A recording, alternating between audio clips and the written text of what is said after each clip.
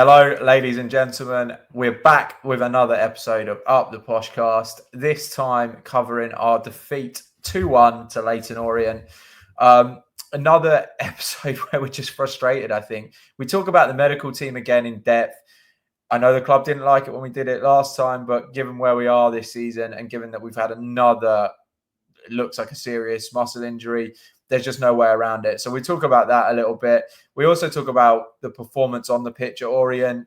Jimmy J. Morgan gets some praise, but there's a lack of it really for other players who we just feel like we're going through the motions at this point this season. We debate if we're in danger of being dragged into a relegation battle. We're, I think, 8 points off the drop zone as things stand. So we're not looking over our shoulders that much, but could we go down? Could we be in trouble? Because it's hard to see where the winds are coming from at the minute. We also preview the Rotherham game, which is Tuesday night. We are back in action again. So brace yourself for what could be another tough watch, I think, is the message from most of us on the pod. We also think there may be a change of formation for that game. So if you can get through to the end, because it is a long one, hear from Ash about his theory of what Luke Williams is going to do. I was joined by the aforementioned Ash and Lods for this one. So sit back, relax, and enjoy the episode.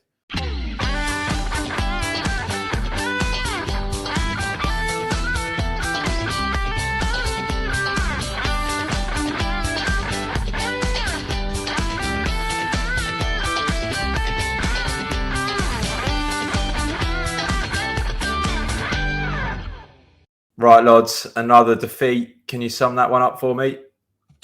I thought we started the game off quite well. Thought we'd come out of the blocks quite fast. We often try that, I think, because usually when we get the first goal in games, we normally go on to put a really good performance in. Like many games we've played, though, we didn't quite get that first goal. And as the momentum started to switch, I think Leyton Orient probably had the better chances in the first half. There was that one that Don Ballard did well. He swung the ball towards the top corner and it went over the bar, and the referee for some reason is given a corner, and then that ends up being the corner that they score from. So going into the break 1-0 down.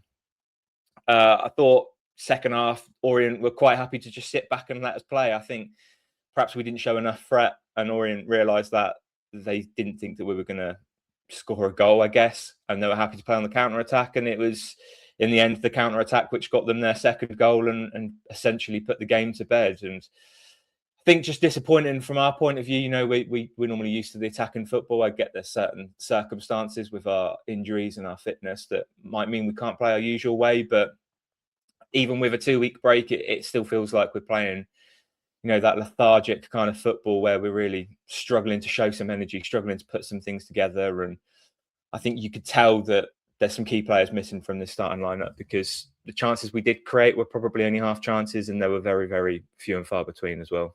Yeah, I wanted to talk on the fitness as well, Lods. I thought I'll just go back to the start of the match quickly, because I thought for the first 30 minutes, it was probably our most dominant performance that I've seen for a while. I thought we were popping it around really nicely, playing some good patterns. And although we didn't create too much in that spell, I thought we were well on top of the game.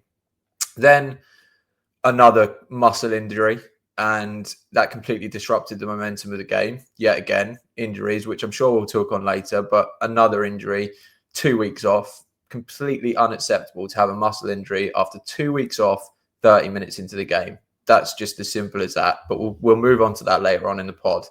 That singular incident seemed to completely disrupt any momentum that we had in that match. And then after that, I thought we were dire, to be honest. We didn't really create a chance. We just didn't do anything. It wasn't like we were backs to the wall defending. It was just sort of a nothing game.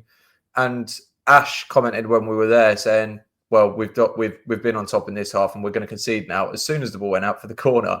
And lo and behold, we conceded. And then the second half, like you said, Lods, I just thought we looked unfit. And what I don't understand is that's against the Leyton Orient team that have gone to Bradford, that have gone to Stevenage in the last week, while our players have been sat around on the training grounds. So why are they looking fresher and fitter and hitting us on transitions when we've seen how badly we struggled after the Stevenage and Bradford games? They're two of the most physical tests in League One. And yet their players look fitter than ours, despite ours having a 2-week break. And there's obviously we're missing some key players, but I don't understand why we look unfit. It just shouldn't be the case after this much of the season with that starting lineup out. It doesn't make sense to me why they are conditioned so badly, or at least visibly look conditioned so badly. I'm sure the club might say I'm wrong and they're not, but it certainly looks like that as a fan watching from the stands. Yeah, I'm going to try and balance the conversation, and people may shut me down quite quickly. It's very difficult to replicate match fitness in training, isn't it? And that's my only thing, is that you hear that you have these teams that they just love playing football, and the only way that they get fit is by playing football. But like you say, John, we just looked like we just didn't have it. And I don't know whether that was the players not wanting to overcommit, because like you say, we've seen another player go down injured. And I'm sure that I mentioned it a few weeks ago. How could you have any confidence in the recovery? How can you have any confidence in the medical team that if you do get injured, that you're not going to have another setback, a long-term injury and all of that sort of stuff? So I think that there were players that showed the endeavour, but largely, again, it just feels like, and we know where we are this season, right? I'm going to say that we're safe, but what are we? 8 points now, is it? Or 6 maybe? Can't remember. Off of relegation. It's getting closer, isn't it? And with more and more injuries, people dropping like flies, it does get concerning. And yesterday, like, it was a good day out. It's one of those ones, like, I enjoy the London day outs. You drive down, you get the train down, you get the tube into the ground, and they're always good atmospheres for away ends because there's lots of people there, over 1,000 Posh fans. But I don't think that 1,000 Posh fans being at the ground and then rewarded with that sort of performance, because like you say, John, we dominated. I think you actually dominated for 40 minutes, and then the corner happens, and like I say, yeah, like you said, I'd literally just say you'd see it coming, because it's just Peterborough United this season, isn't it? And it doesn't matter whether it's Fergie, it doesn't matter whether it's Luke Williams, it could be any manager. The squad and the players, they just lose focus, like in the most basic of moments, and then we go in 1-0 down. How disappointing. Yeah, I mean, the thing is, I would take your point about, some teams need games, but when we were playing lots of games, the excuse was, well, we've got a busy fixture schedule, so the squad are on their last legs, and then they didn't look fit then, but then after 2 weeks off, they still didn't look fit. And I'm not saying it's entirely dependent on the fitness that we lost the game, because actually, I thought in the second half, we also lost our way in possession. And Luke Williams made a change where he flipped the wingers, which I don't think had anywhere near the desired effect that he wanted. I thought in the first half, Lisbie was bright without making much in front of goal, if that makes sense. He was one-on-one with Tom James a lot, and I thought he had the beating of the fullback. We both commented on how shit scared of Lisbie James looked, because he was just backing up constantly. And then they kind of changed, and we just didn't create anything in the second half. And even the goal we scored it's a brilliant header from Jimmy J, but it's not a great chance or a great opportunity. So as much as there was issues with sort of, like we say, the physical conditioning of the team, I actually thought in possession as well, which again, we'll come to talk to a bit more, we did lose our way in the second half, and it was all a bit rushed and there just didn't seem to be a plan. Yeah, I think it's evident that our plan A going into games like this is just get the ball to Lisbie, see what he can do on that left wing. And if he can get a delivery into the box and we've got bodies in there, we've got a chance of scoring. And that definitely was when I said that we come out the blocks quite fast. I think that was what we were doing. We were getting the ball to Lisbie. Like you say, John, he was beating the fullback. He was putting some balls into the box. It weren't quite paying off. And then what our plan B was to just stop putting it down the left because we weren't scoring. But I think you're right. If we just kept doing that, I think eventually one of them's going to go in. I was quite surprised to hear that Luke Williams had even dug Lisbie out in his post-match. I don't know if digging out is the right term, but he said there was two players from London that had too many touches of the ball and were trying to show off in front of their hometown. I didn't feel like Lisbie was like that at all. I think that was Lisbie's normal game. He's often taken the extra touches because he's good when he does. He can get past the fullback and he can get the ball in the box. That's sort of all you want. And I think you're right. I think when we stopped playing the ball to Lisbie and we were trying other things, Jimmy J. Morgan had that run down the middle of the pitch and shot from distance, didn't he? But there was nothing really happening for us on the middle of the pitch or the right-hand side of the pitch. It was only really the left that we were having any sort of luck in the final third. I don't know why we stopped doing that. Yeah, do you know what? I think the issue with Lisbie yesterday is that actually he couldn't do the things that he would normally do, where he manages to be on the shoulder of the defender. Because John, like you mentioned, that bloke at right back, fucking hell, he was petrified of Lisbie. And there was a point in time where the other three defenders were like, let me try and get my hands on the screen right so that people watching can see it. Were like in line here. And then Lisbie's like the right back's like back here. So he constantly gave himself 4 or 5 yards. Now, that's great defending because Lisbie has not had any end product in the game yesterday. So he's done his job. He's kept Lisbie quiet. But I think that the fact that there wasn't that space in behind because of how deep the defender was, it kind of felt like, as you have both alluded to, there was no plan B. And actually, if Kamara could have made a spin and run through on the shoulder, or Frith could have made a run off of the shoulder of the last man, because of that right back being so deep, then the balls over the top are in, and we can use our pace and we can use our power to create that space. And then hopefully you would then find somebody like Lisbie or Jimmy J. Morgan either at the back post or on the penalty spot for the cutback. So I do actually think that Luke Williams did dig Lisbie out, but I think that it was a fair comment in the fact that from what you could see, he just wasn't quite doing the right thing for the team, because the way that it looks like is that he didn't ever look like he was going to properly beat the man, just purely because of the space that the man was giving between themselves so that he can push the ball and get around them. Yeah, and I think most teams have recognised that our biggest threat is down that left-hand side, and Leyton Orient have done the right thing in setting up in that way. But CJ was pushing really high up when he was on the pitch to try and help him out as well. We were doing things to try and support that, I think. And I think when CJ went off, that was another a big reason why Lisbie didn't have much luck, because as attacking as Harley Mills is, he's probably a lot more attacking than what Carl Johnson is. You could tell that Harley Mills didn't have the legs in him to get up and support the same sort of way that CJ was. So I do think that if we carried on playing that way and we had CJ on for the whole of the first half, we probably would have ended up getting a goal down that left-hand side. But for whatever reason, we decided to go against it. Yeah, and you both mentioned the change in the second half as well. The bizarre thing there was that they ended up both being tucked in and like inside the left and right back as well. And how many times have we said that we love watching chalk on boots wingers? And I appreciate that it may have been a tactical thing, but I just didn't feel like with that formation and that style that we were playing, Lods, again, you said there, Mills, I personally, I don't want to see Harley Mills busting up and down the line when he probably wasn't expecting to have to play 70 minutes of football yesterday. I felt unwell at the thought of him coming on the pitch, and probably was only expecting 20 minutes and ended up getting the reverse of that. And just the way that it's been, and setback after setback, I'm incredibly grateful that Harley Mills made it through the whole game without needing to be subbed off with a reoccurrence of the injury. But it was a shame not to see Lisbie out on the right wing properly, then Frith or Hayes on the left wing properly. It's just another thing that just didn't feel right. And I'm trying my hardest to sympathise with having 10 players injured and not fit and ready to play. But at some point we need to go and get some results, because we can't carry on like this. Like, we've gone from being the best top 3, was it, in the form guide over a 15-game period? Well, now I think that we're like way down in like 22nd now from the last 5 games, because we've only got 2 points. Yeah, and it's tough to see where the next win's coming from, because we just look so far off it.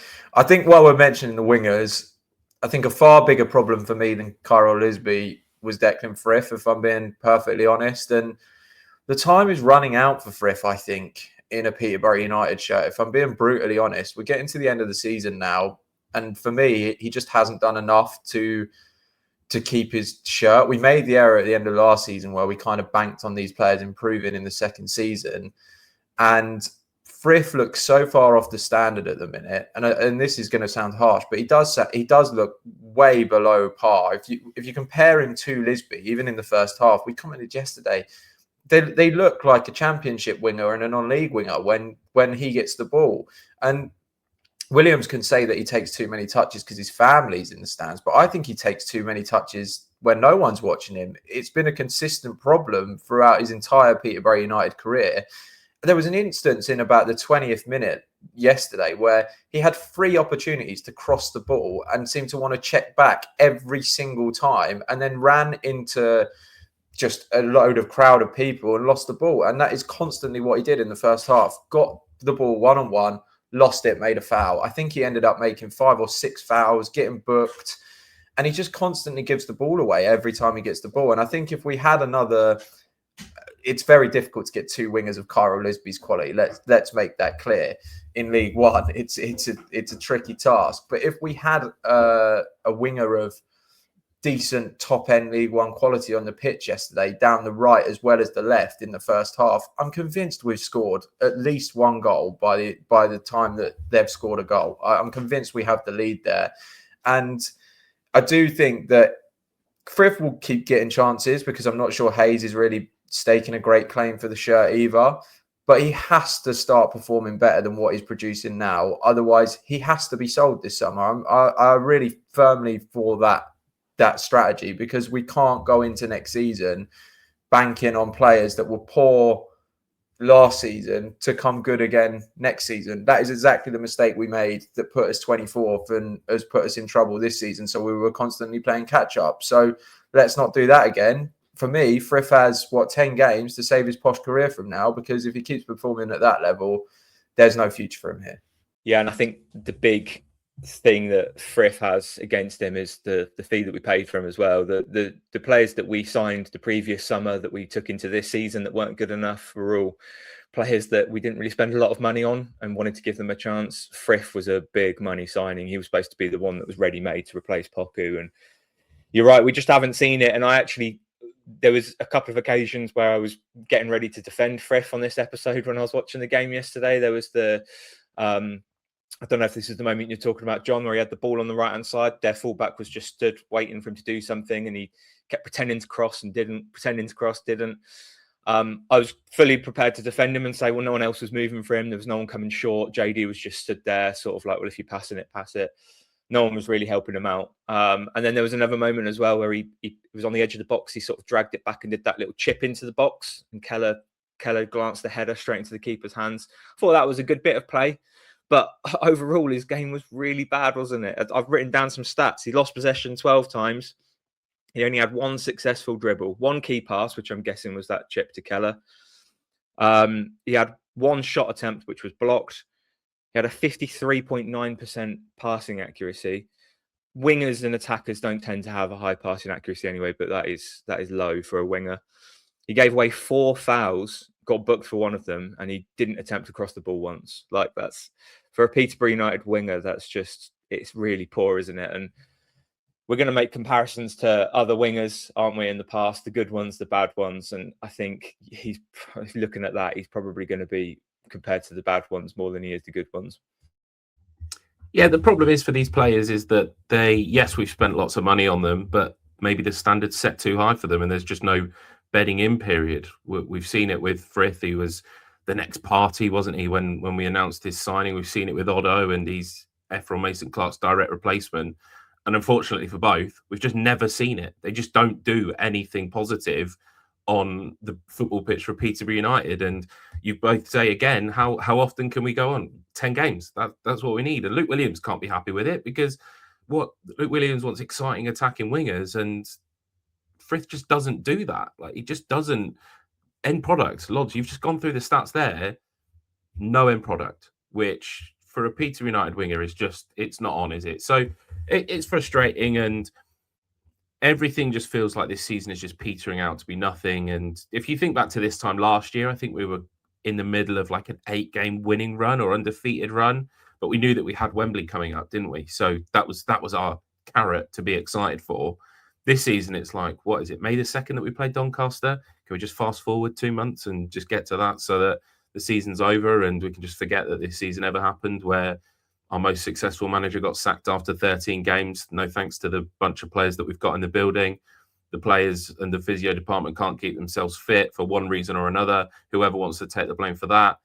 It's a nothing season, and it will not be one that we look back on fondly for Peterborough United. The only positive can be is that we look like we have finally broken the cycle of managers where we replace them with cannon fodder and end up back with Fergie in the building, and that, fingers crossed, over the summer, Luke Williams can have a 3-4 week reset. He can give the players the rest that they need, and then he gets them back in middle of June, and we just attack the league next year. But we constantly say about what signings we're going to need.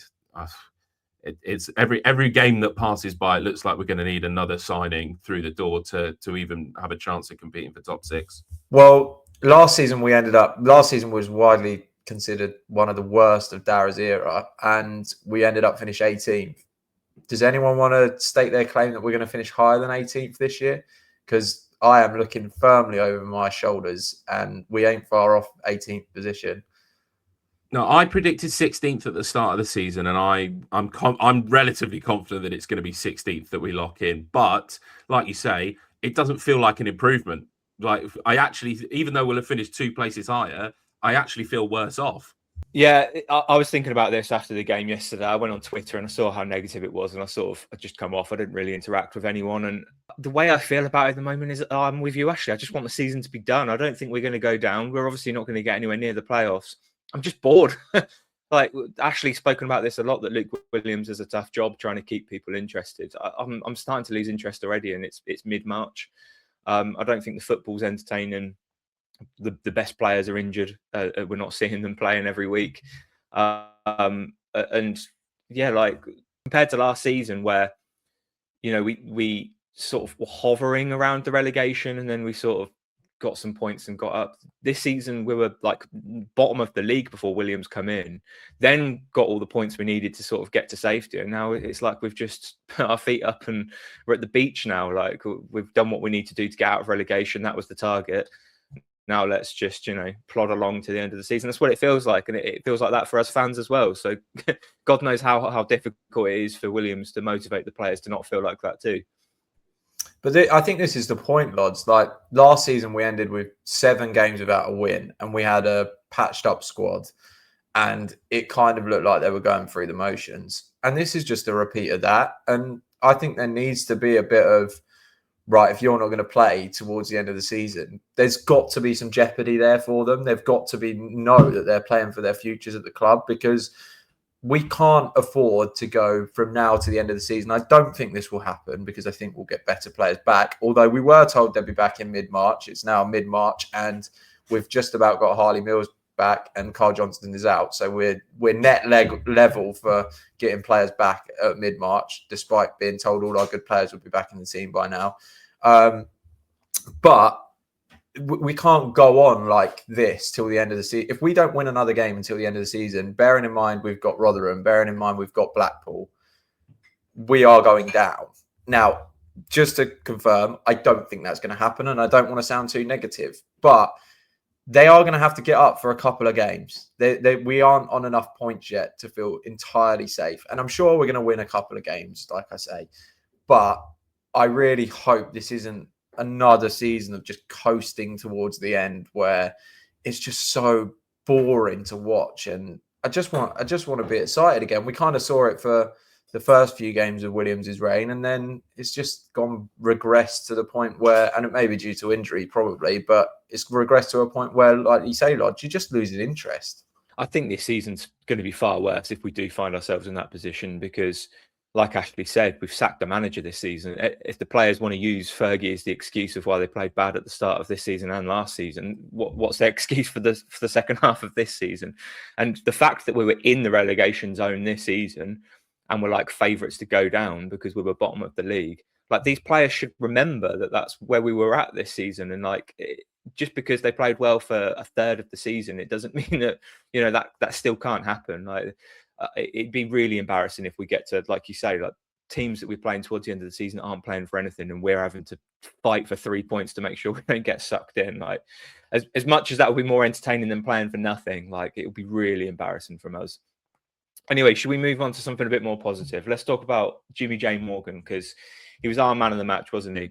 And I'll be honest, for the first 15, 20 minutes, I thought he was probably a hindrance. He had a couple of chances, didn't he? A couple of heavy touches. He put one out for a goal kick where I think he was trying to control the ball. That was probably our best chance for the first half an hour of the game. And there was a couple of other moments as well. I think he had a skewed shot that went well wide. He tried to appeal for a corner. I don't think it took a deflection.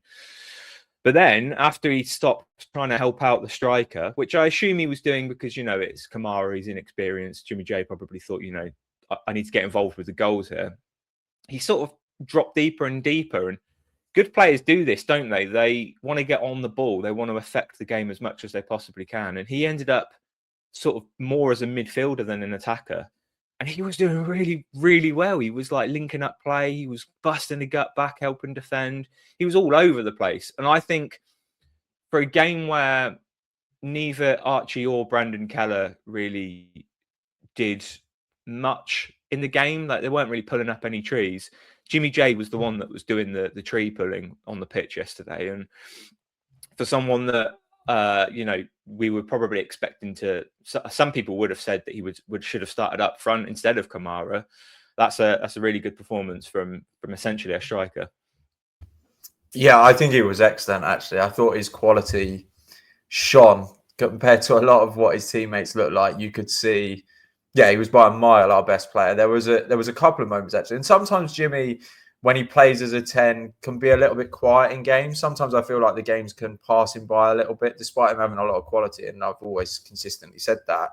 But yesterday, he was really involved in the build-up. And like you say, Lods, his ability to come deep and then sort of shimmy around defenders was absolutely excellent. He's a really good ball carrier. And I actually think maybe he's not got quite enough credit this season. He is for a 19, 20-year-old lad playing really his first season in League One, I think he's a really good player. And I think he could go on to be what do we think his ceiling is? I think it's probably a top-end championship. And it wouldn't massively surprise me if he gets to sort of a Premier League level, because his technical ability is absolutely excellent. He draws a lot of fouls, which is great. And when he's in those games where Orient aren't the most physical team, he was able to shrug off the midfielders at times and get through the fouls and things like that. So despite not being given a lot of protection from another poor referee, I thought he had an excellent game, actually. And actually, it was really good to see sort of how good he was in transition. And then the header for his goal, don't underestimate how good a header that is. That is a superb finish. He's made that out of nothing. It was a decent ball in, but it really, a lot of people aren't scoring that goal. So yeah, it was one of his better performances. And I thought compared to the rest of his teammates, and his effort levels were a lot better than a lot of his teammates as well. The way he was getting back towards the end, it is him chasing back for that second goal where Mills puts in the poor cross and he runs 70 yards and he's out on his feet as well, by the way. He was like struggling a little bit for fitness after that. But that's the sort of desire and performance that if all 11 of his teammates were putting in performances like that, we would be absolutely fine and winning a lot of games, because he didn't deserve to be on the losing side yesterday. No, I'm going to sound like a massive hypocrite here, because I've said before that I don't really care if players run around a great deal. But, John, you've hit the nail on the head. If his, 9 teammates, because I don't want to bring Bass into it, because I wouldn't expect Bass to run around like a headless chicken. If 9 of them are putting the effort levels that Jimmy J. Morgan had yesterday, then we would have been fine. And that's because he had the freedom of the pitch, and that was the role that he'd been given by Williams. But maybe 9's too harsh, but you probably need at least 3 or 4 more that were on the pitch at the start of the game yesterday to put in some slightly more effort and desire and quality to ultimately take over. Like, let's not pretend that Orient aren't in a relegation battle. Like, we should have been beating them yesterday, and I mean that in the most respectful way. There was nothing in the first 40 minutes that I thought we're going to lose today. And then all of a sudden we're 2-0 down. And why does it take us being 2-0 down for this squad of players to wake up and smell the coffee?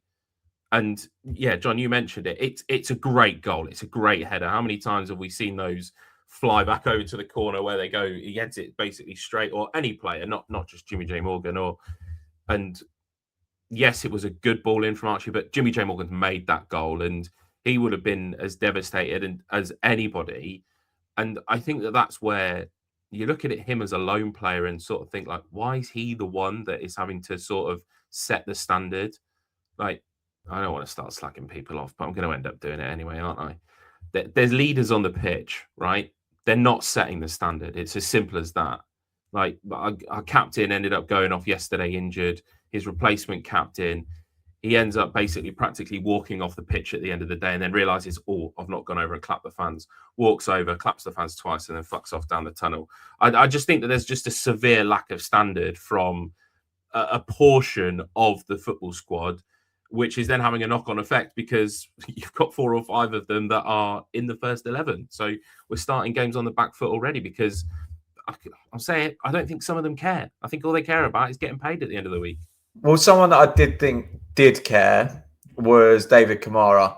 I thought for a guy that was out on loan at, was it Harborough, which is a very low level, I thought his first half performance was more than credible, actually. I thought there was a moment where he brought the ball down really well. And a lot of his better play came back to goal. I think it is important to state that. He wasn't a massive goal threat, but I thought back to goal he was very good. And actually, it was quite nice to see a physical presence up top like that was sort of getting on the ball. And if we went long, he won, I think, his first 3 or 4 headers against the centre halves, and he looked really up for the game. I think the only thing I would say is he's up against Ballard and like directly comparing them. And you watch Ballard's movement in that second half when it was down our end.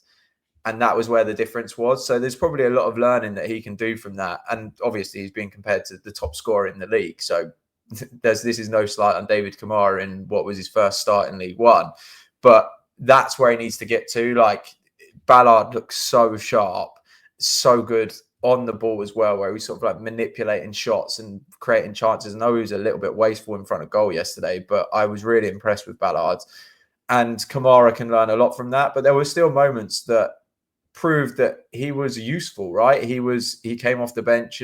Sorry, he didn't come off the bench. He started, and he did himself credit, I thought, for what I was expecting. There was a few good moments. Yes, he's still rough around the edges.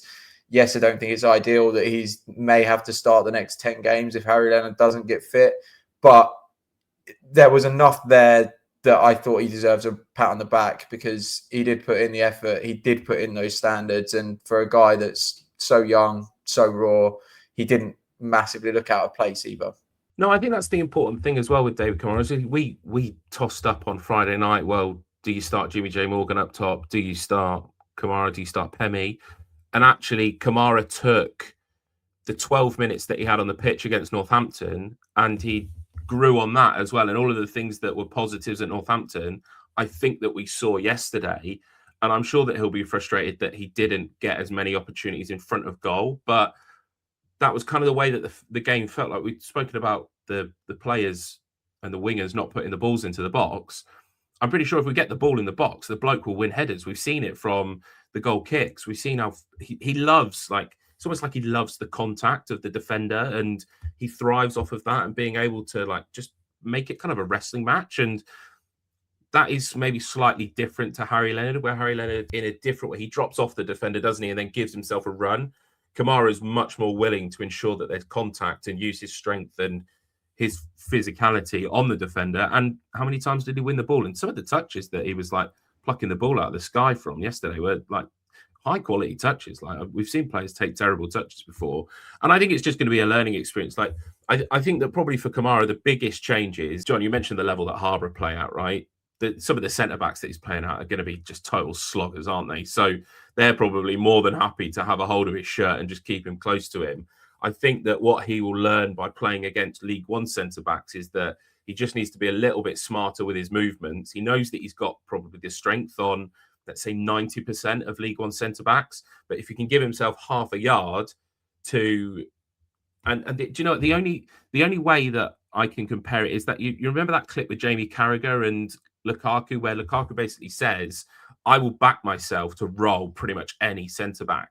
I think that there's a chance that we can see that with David Kamara. I just think that he needs to learn what body position you need to have, where you need to put your arms, where you need to put your legs, so that when the ball's into your feet, and again, I don't think that we saw a massive amount of ball into David Kamara's feet yesterday. A lot of the work that he did was aerial. If he can get the ball into his feet, can he roll the defender? Can he get through on goal? And then I'm confident that he's going to be a relatively good finisher. I've watched him in some of the under-21 games. Some of the goals that he scored are like crazy finishes. So he knows where the back of the net is. He just needs to work on that movement, let's say.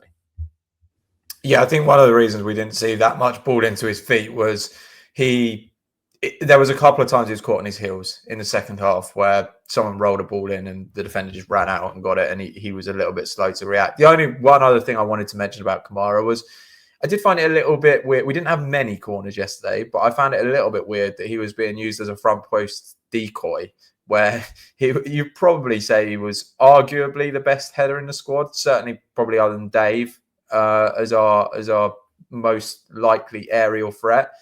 And he was the one running towards the corner kick taker, who was Archie Collins, just a couple of times, which seems a little weird. Seems a bit of a weird role to use him in, but there we go. Do you know, I think the only counteracting point of that is that we watched Leonard do that for the last couple of corners in the games where he's played, and that was the role that Leonard was playing.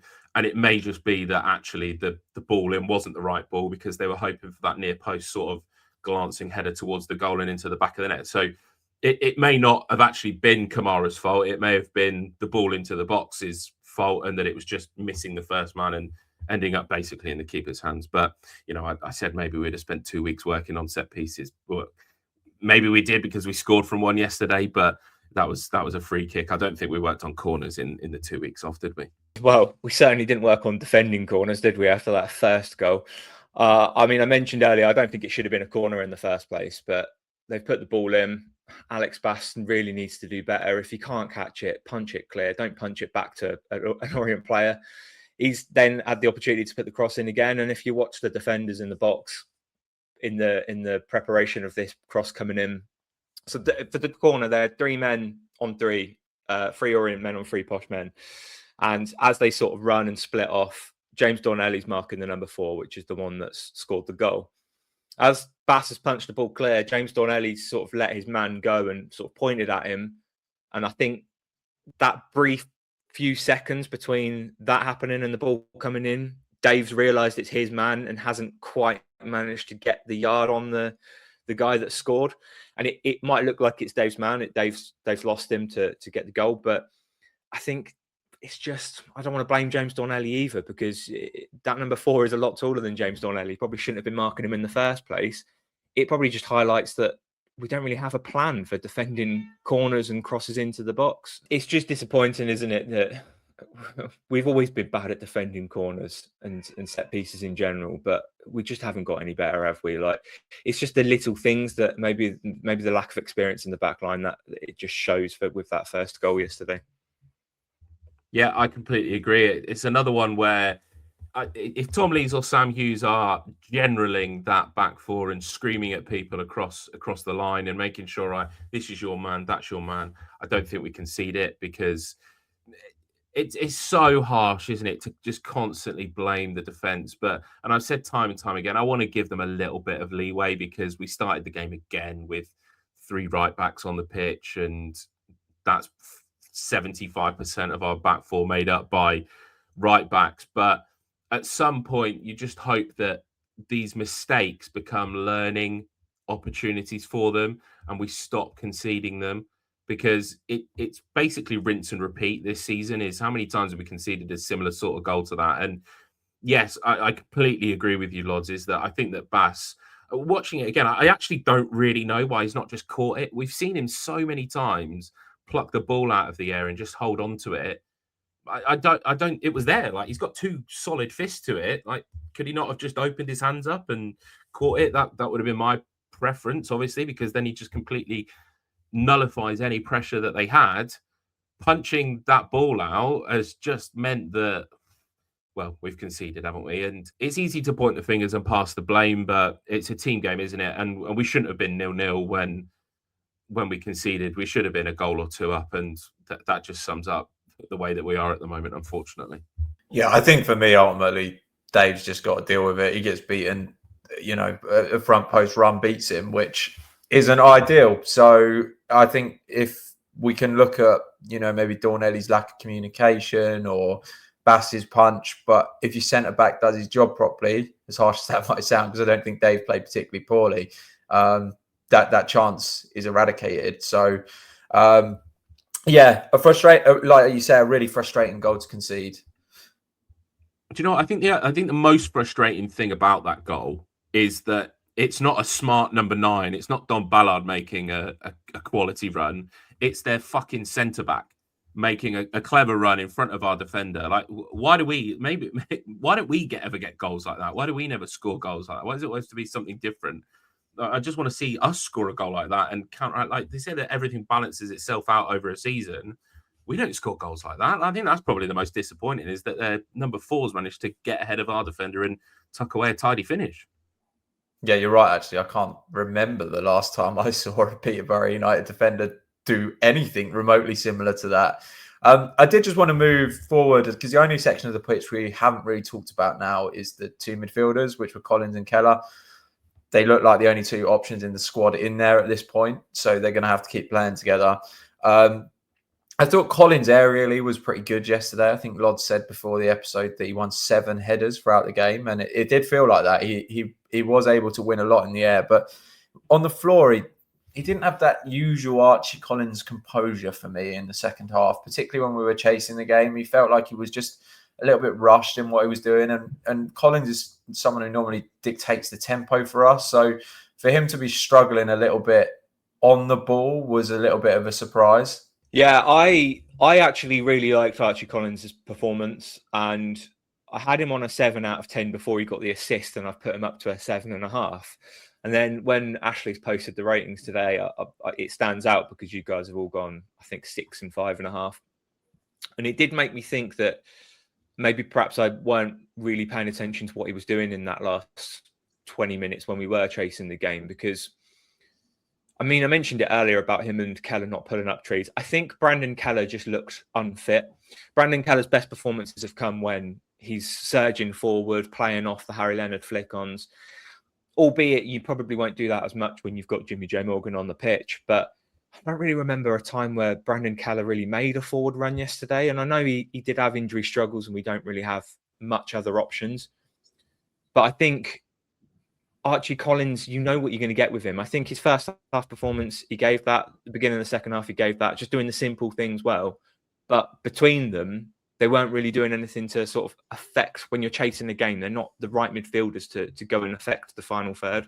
Yeah, I think for me, Keller, I wanted to talk about Keller yesterday because I like Brandon Keller. I think, like you say, Lods, when he looks at his best, he's that really like energetic, hustle and bustle midfielder. I remember Wickham away where I thought he was great. Yesterday, he looked, I don't know whether it was unfit. I don't know if it was a little bit too soft, but his size and physicality leads you to believe that he should be a very dominant presence in that midfield. You want him to pick up scraps, win second balls. And I know that's not all his game, but you do want to see him be quite a physically imposing presence in there, given the stature of the man.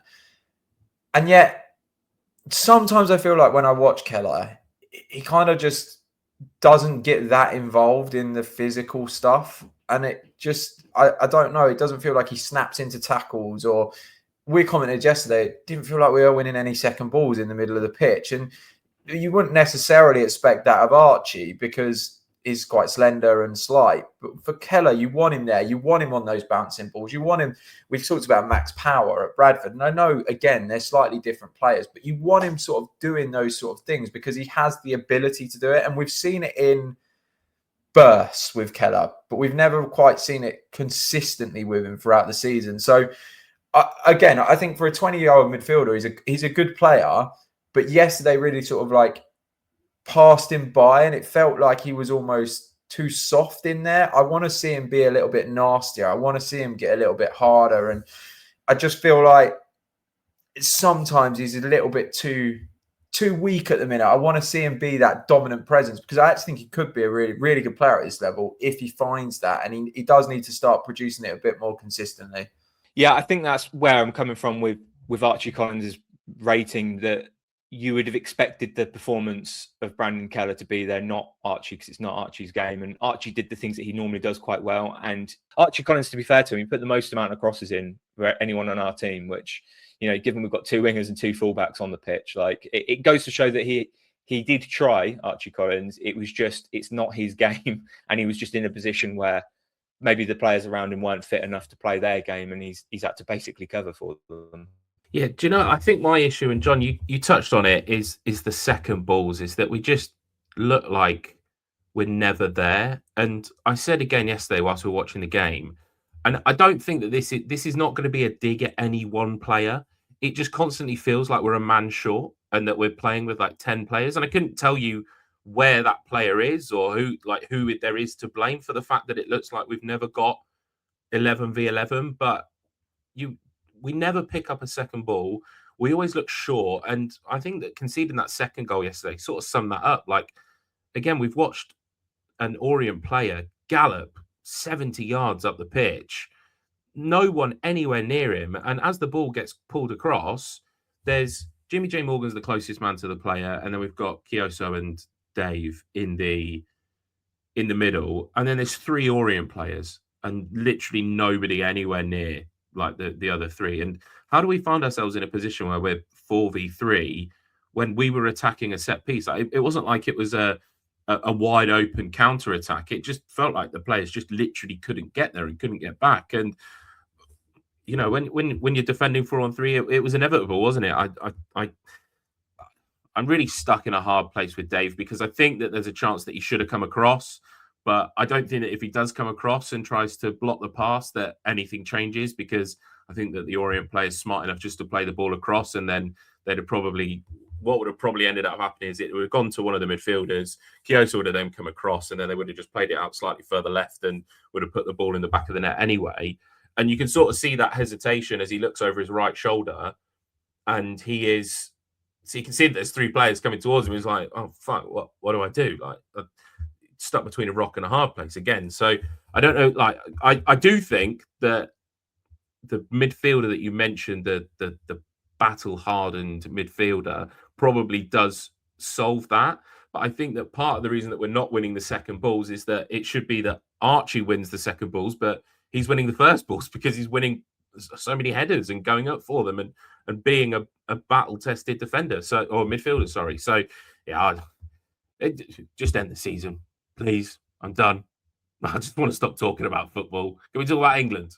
Yeah, it's interesting you mentioned the second goal, Ash, because obviously it was Harley Mills's cross. Well, I'm not sure if it was even a cross. It wasn't the best ball in, and he did look a bit rusty, but I think we can forgive him for that because it was nice to see him back on the pitch, but also worrying to see him back on the pitch after 30 minutes because, yeah, it wasn't ideal circumstances, and I think you could tell he was a little bit rusty, but great to have him back. The other subs, Pemi and Hayes, we've not mentioned a great deal, but I think there's a reason for that. Neither of them really did a great deal. It was, I guess, Pemi won the free kick for the consolation goal, so fair credit to him for that. And he did try his best up there, but not a lot came off for him. The bench is a concern. Like, the lack of options off that bench is an issue, and that all stems down to injury problems, which have completely derailed this season. And the club reacted badly the last time we spoke about this on this podcast, where we said, what's going on with the medical department? Like, why are we not asking questions? Things have got worse since that point. And as much as I think as a collective, we don't like commenting on the inner workings of Peterborough United because we don't know what is happening that well. It's easy to see what's happening on the pitch, so you can comment on it. But behind the scenes, it's somebody's job. But is it not worrying at this point? Does somebody want to comment on that? For me, to the amount of we've got players coming back that are re-injuring themselves. We have a 2-week break. Someone goes down after 30 minutes with a calf muscle, screaming and in frustration, and it's not normal that the amount of injuries we are suffering this season. It's not happening throughout the leagues as far as I can see. So does somebody want to tell me that I'm wrong to be worried? Is this fine? Is it all bad luck? I don't know.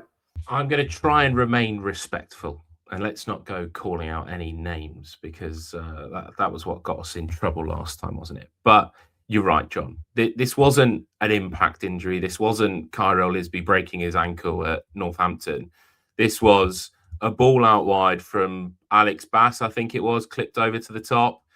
Carl Johnston takes the touch and then just basically collapses to the ground. And you heard the collective sigh in the away end that you think, oh my God, what has happened here? And we've seen a history. Well, it's not even a history, is it? Because it's recent, of players muscles detaching from their bones, and you think that's probably the only thing that it could be. Did he land funny on it?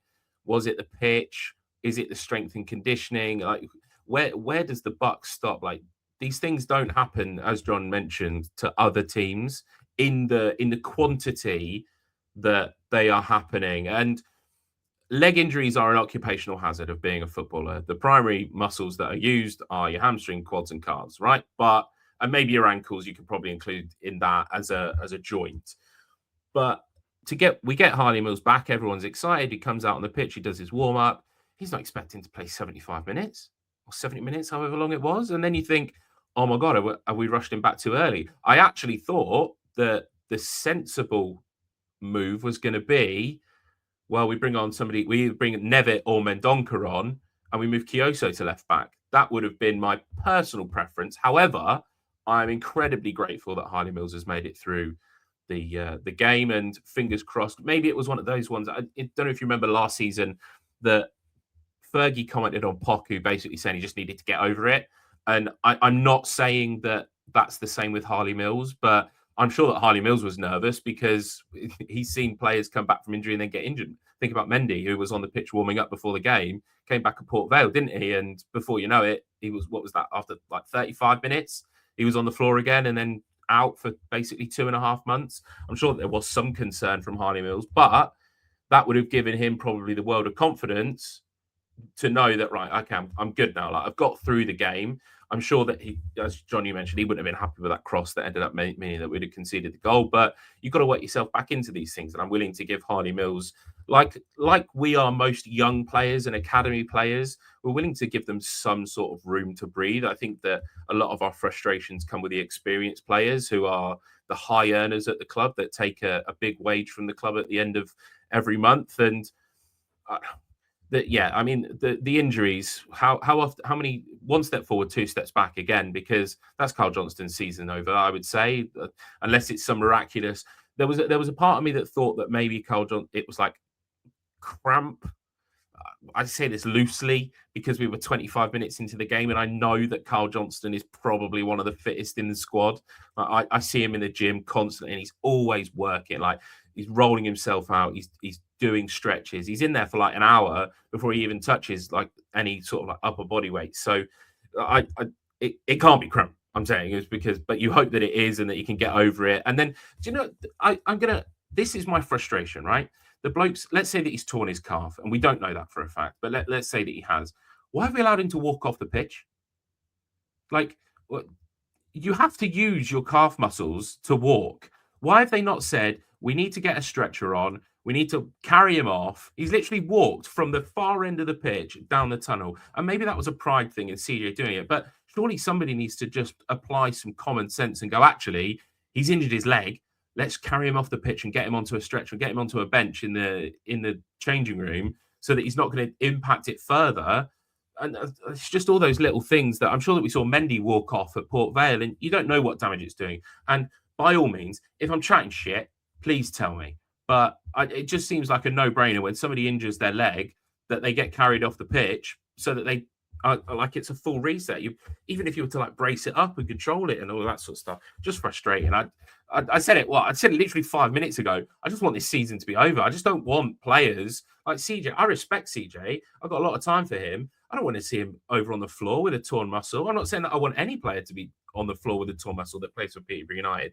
I want them all to succeed. But at the moment, it just looks like every game comes around and it's like, oh, well, who's going to get injured today? Well, come Tuesday, what's going to happen on Tuesday night? We're probably going to have another injury. We'll go to Wimbledon next week. We'll have another injury. When does it end? And how does it end? Like, just somebody please enlighten me.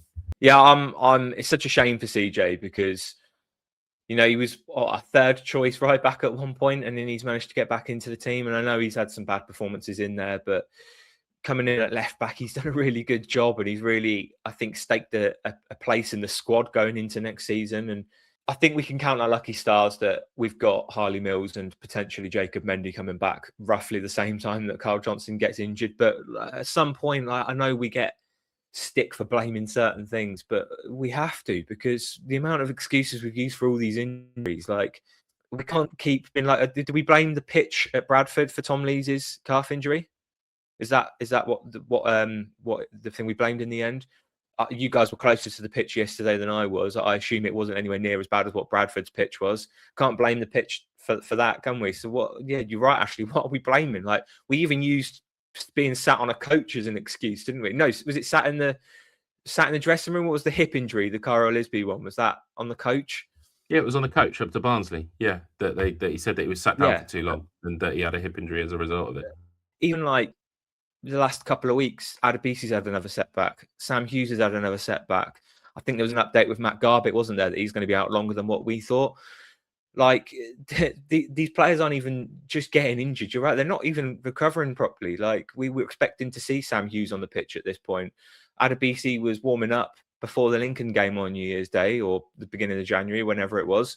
We would have expected to see him quite soon, and we're now talking like these players may never play for us ever again. And you could probably throw Carl Johnson into the mix now as well. I think for me as well, I think what's important to clarify there, Lods, is if we were losing a lot of players to broken ankles or broken legs, you can't mitigate against that. That's a potential consequence of playing football and going into a 50-50 challenge.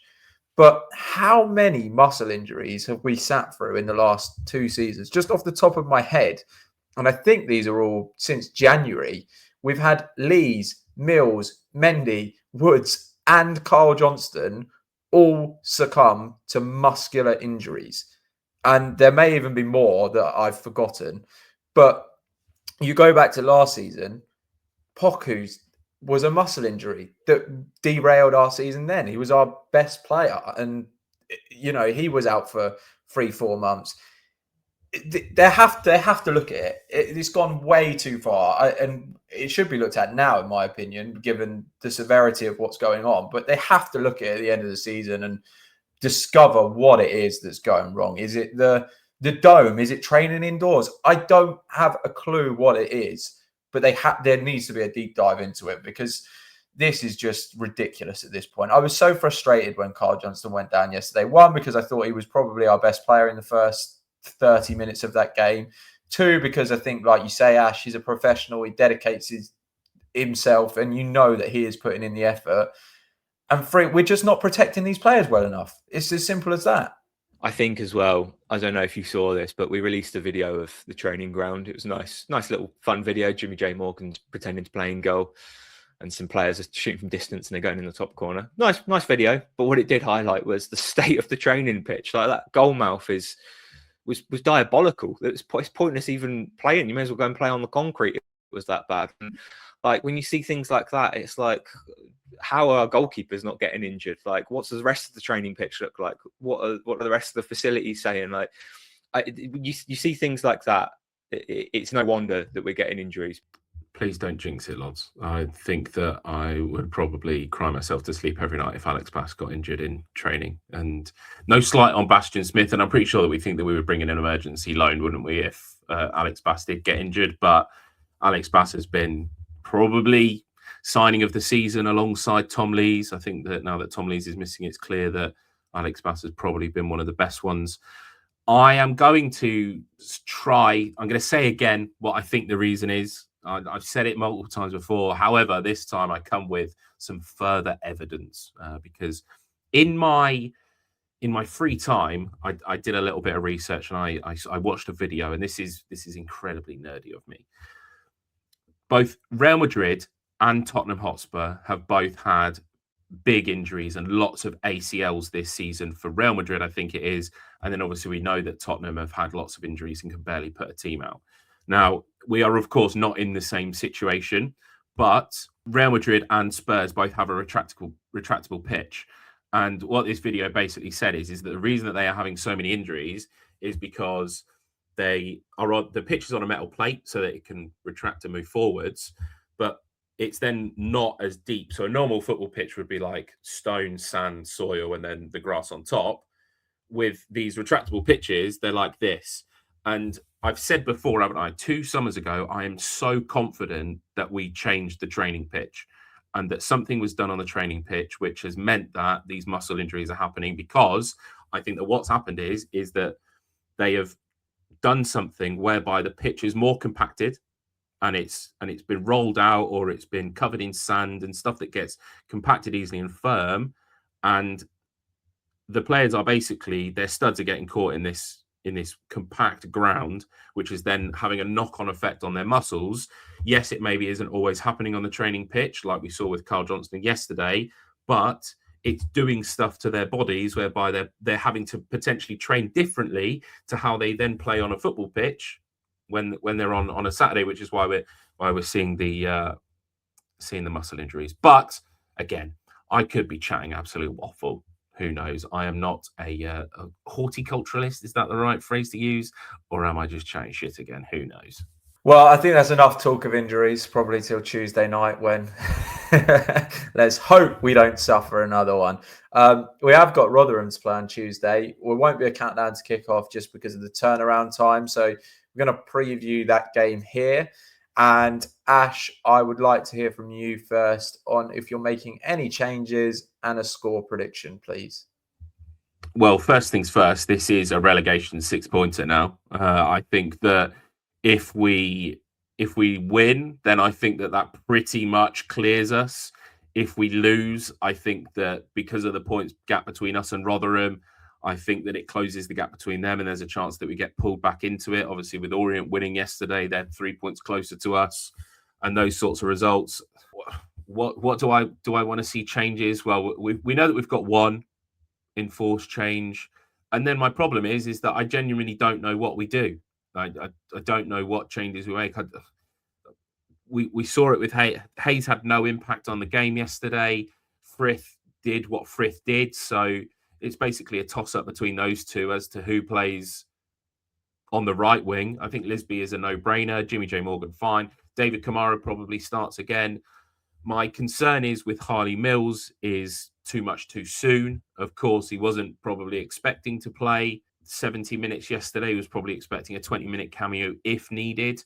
And Johnny mentioned it earlier, and I didn't say at the time, is that the concern with the benches is that it's not like there is any other options like to bring in. Like the bench is as strong as it can get at the moment with the players that we've got available. So you take out Mills from the bench to play him, let's say, that means that maybe we're going to see Mendy. But again, I don't know what stage of his recovery Mendy's back. Obviously, we saw him on the pitch, but there was a 2-week gap between seeing Harley Mills on the pitch and then him playing yesterday. And even then he didn't start. So are we saying that Mendy's still approximately 2 weeks away, potentially? I don't know. So I think for me, I would just like to protect Harley Mills and his injury. So I think that what that means for Posh is that means that we play Kyoso at left back, and then we bring in one of Mendonca or Nevitt. And I don't know between the two, and I unfortunately think that just the state that we're in means that we're probably going to lose on Tuesday night, because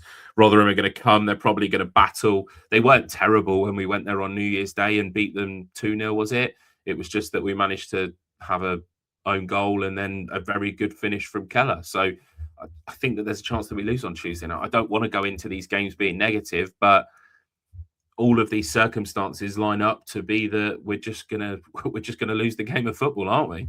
Yeah, I think I agree with you, Ash. I think I would also take Harley Mills out of the team because we just can't afford to lose him. Do you know another muscle injury which I forgot about? Tom O'Connor. He wouldn't have been particularly. He would have been useful for Tuesday night. He could have played left back, but instead we've got 4 left backs out with injuries, which is just crazy.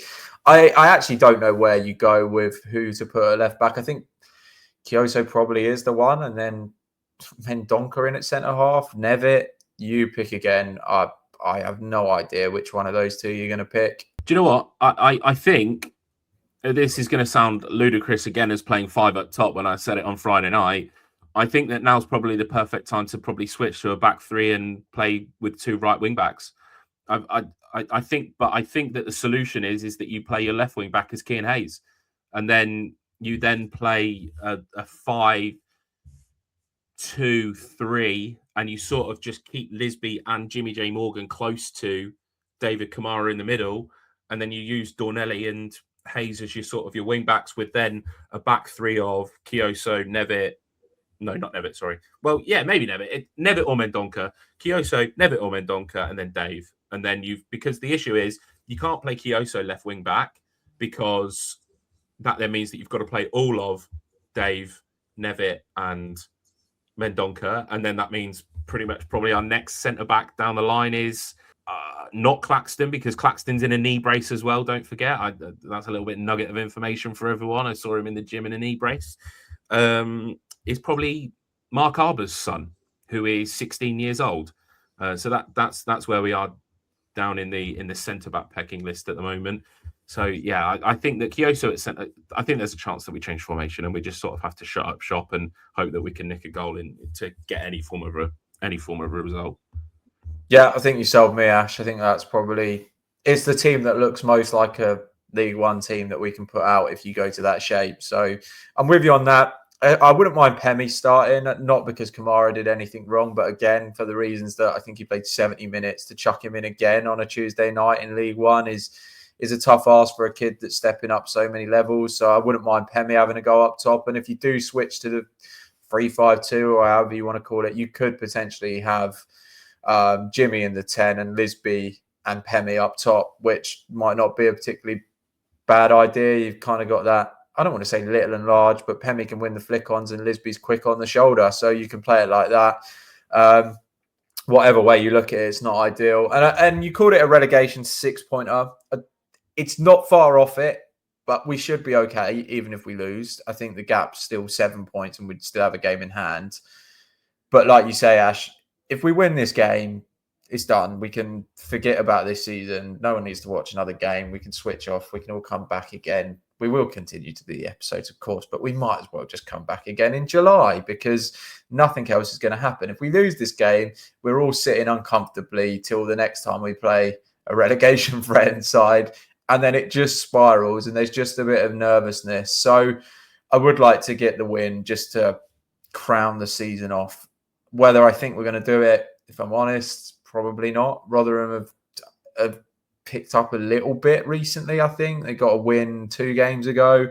I don't think they're a very good side. They looked terrible at their place when we played them, but I could see a draw, to be honest. I could see like a 1-1. Yeah, do you know what? I've just looked back and we were discussing earlier, weren't we? And this isn't really relevant to Rotherham, but I'm going to say it anyway so that people can, if they're still here at this time in the video, can answer it in the comments. Last season, I think I said it. Did I say earlier that I think this season could end up being worse than last season? I think I said that, right? Last season, we avoided relegation on Easter Monday. It was Barnsley away where we drew 1-1. Now, I've said Easter Monday specifically and not the 21st of April because Easter Monday is when we play Cardiff this season.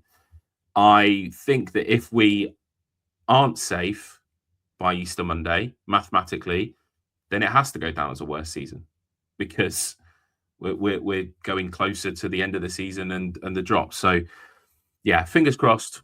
John, did you say 1-1? I'm gonna say 1-1 as well. More out of blind faith than anything. And I'm going to go with, it's going to be Jimmy J. Morgan, first goal scorer, because he looks like the only person that can score a goal for us at the moment. I'm going to go for 0-0. Have we had a 0-0 this season? I just think this is going to be a game that neither team are going to want to lose. So I just think it's just going to be one of the most boring games ever, and we'll probably come out being happy with a point as well. The problem is, I can't see us keeping a clean sheet. Like even with the back 5 and trying to shut up shop at the back, I just can't see it at the moment. And I don't think that's through any fault of the defence. I just think it's just the way that we are. Right, so 0-0 is a bold one, but this will be the one that you're right, Lods, and you get a big 5 points in the predictions league as a result. Yeah, 0-0 is crazy. While we're talking, one other stat I saw online yesterday: 12 games played without Tom Lees. We've still not won 1. So we're going to have to win a game without Tom Lees before the end of the season and break that hoodoo, which is crazy, really, when you think he's a 35-year-old centre-half that we're that reliant on. Anyway, long episode today. A lot to talk about, despite it, I don't know, not feeling that important at the minute, but there's still loads going on. So with that, I think we're done. We'll be back with another episode on Wednesday after Rotherham. Please just give us a win so we can brighten the mood a little bit on here. Up the Poshcast. Up the Poshcast. Up the Poshcast.